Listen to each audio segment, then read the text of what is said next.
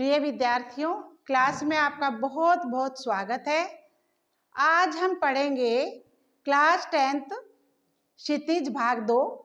हमने सूरदास जी का जीवन परिचय पढ़ चुके हैं पिछली क्लास में। आज पढ़ेंगे सूरदास जी के पद। पहले इसका अर्थ बताती हूँ और इसके बाद फिर अर्थग्रहण संबंधी क्वेश्चन हो जाएंगे। जैसे जैसे चलेगा वो सब समझो। तो अभी शुरू करें। ऊधो तुम हो अति बड़ भागी। बेटा, जब कृष्ण भगवान जी मथुरा चले गए थे और गोपियां ब्रज में थी और गोपियां उनसे बहुत अधिक प्रेम करती थी, है ना, प्रेम मार्ग की शाखा में थे। लेकिन जब वहां चले जाते तो कृष्ण भगवान जी नहीं आ पाते और गोपियां उन्हें उनकी विरागनी में जल रही है, परेशान हो रही है। उसी समय क्या होता है, वहां पर कृष्ण भगवान जी भी उधर परेशान है, भाई गोपियां मेरा इंतजार कर रही हैं। तो वे क्या करते हैं कि वे उद्धव को संदेश लेकर भेजते हैं कि गोपियों से कहना कि वे योग धारण करें। तो बेटा, जब वो योग धारण करने के लिए कहते हैं तो उद्धव वहां आते हैं और गोपियां उन्हें देखती हैं, उनकी बातें सुनती हैं। तो उसी समय वहां पर एक भ्रमर आ जाता है, एक भौरा। जो भौरा आता है, जब वो उसको माध्यम बना लेती है, सीधा उद्धव से ना कह करके उसको माध्यम बना करके फिर गोपियां इस पद में कह रही हैं। वो सुनो। ऊधो तुम हो अति बड़ भागी। गोपियां कहती है, अरे उद्धव, तुम बहुत भाग्यशाली हो। अपरस रहत सने तगाते, नाहिन मन अनुरागी। अपरस रहत सने तगाते, ना तो तुम प्रेम रूपी धागे से कोई स्नेह रखते हो, यानी कि अनजान हो। अपरस रहत सने तगाते, ना तो तुम्हें प्रेम के बारे में कुछ पता है, अनजान हो। नाहिन मन अनुरागी, और ना ही तुम्हारे मन में किसी के प्रति अनुराग हुआ है। पुरीनी पात रहत जल भीतर, तारस देह न दागी। जिस प्रकार से कमल के पत्ते, जो कमल के पत्ते होते हैं वो पानी के अंदर होते हैं, जल में रहते हैं, लेकिन तारस देह न दागी, लेकिन उनके ऊपर जरा सा भी कीचड़ का या पानी का कोई निशान नहीं रहता है। उसी प्रकार से तुम्हारे अंदर भी प्रेम कृष्ण जी के प्रति नहीं हुआ है। जो जल महातेल की पुरीन पात रहकर जल भीतर, ये हो चुका। अब देखो, जो जल महातेल की गागरी बूंद न ताको लागी। जिस प्रकार से जो तेल की गागर होती है मटकी, तेल की मटकी, जब उसके ऊपर तेल लगा दिया जाता है, अब जब वो जल के अंदर जाती है, पानी के अंदर जाती है, तो उसके ऊपर बूंद, एक भी बूंद पानी की नहीं ठहरती है। इसी तरह से प्रीति नदी में पैर न बोरियो, दृष्टि न रूप परागी।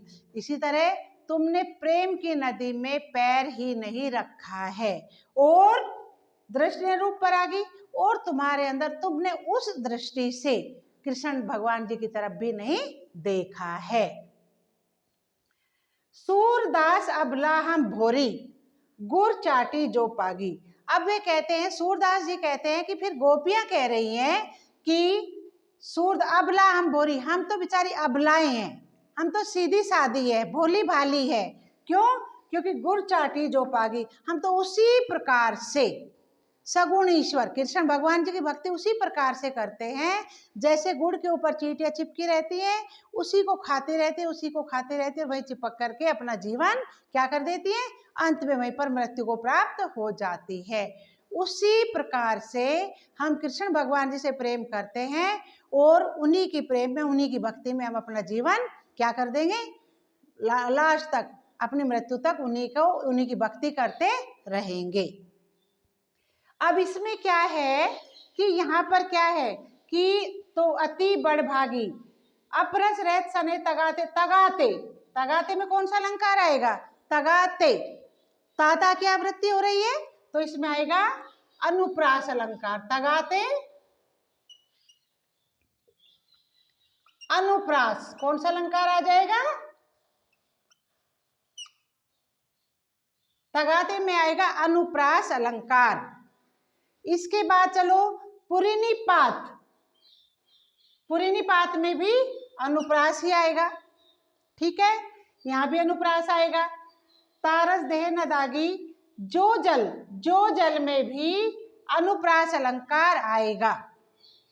इसी तरह से बस इसी तरह से क्या है, ये सब अनुप्रास अलंकार की छटा इसमें दी गई है। और रस कौन सा है, रस हुआ वात्सल्य रस। रस कौन सा आएगा, वात्सल्य, अरे वात्सल्य, उसमें आएगा श्रृंगार रस। श्रृंगार का एक संयोग श्रृंगार होता है और दूसरा वियोग श्रृंगार। तो इसमें कौन सा रस आएगा, वियोग श्रृंगार रस। क्या आएगा, वियोग श्रृंगार। इसमें क्या आएगा, श्रृंगार रस में वियोग श्रृंगार आएगा।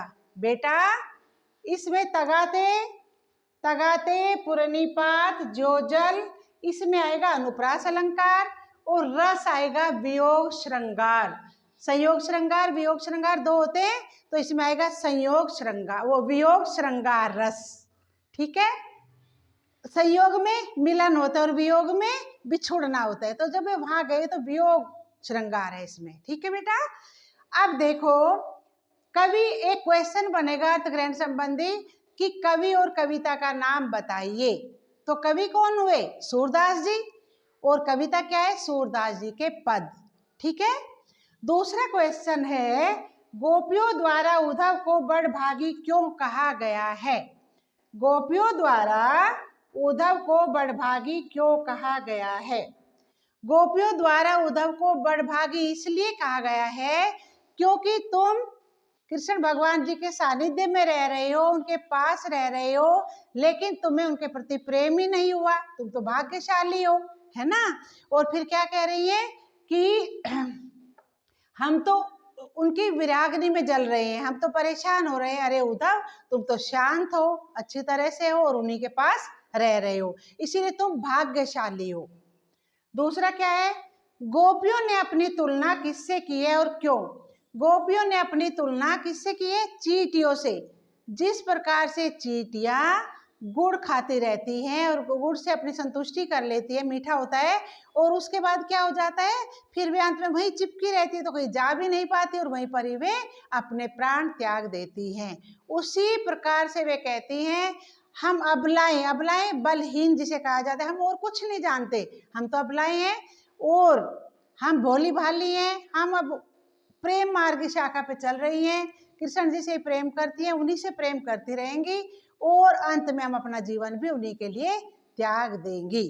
ठीक है, अब इसमें क्या बन जाएगा, एक गोपियों ने उद्धव को भाग्यशाली क्यों कहा है, दूसरा बन जाएगा गोपियों ने अपनी तुलना किससे की है और क्यों की है, तीसरा बन जाएगा कविता के कौन कवि है और कौन सी कविता है, 3 क्वेश्चन बन गए। चौथा बन जाएगा कि कौन से अलंकार का प्रयोग किया गया है, तो पूरे काव्य में इस पद में अनुप्रास अलंकार है।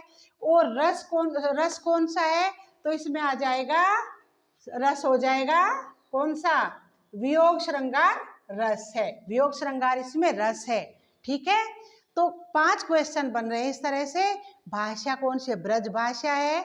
तो मेरे विचार से आप लोगों को ये समझ आई होगी, ये वाले पद समझ गए होंगे। फिर कल दूसरी क्लास में फिर क्लास लेते हैं, फिर आगे बढ़ते हैं। धन्यवाद।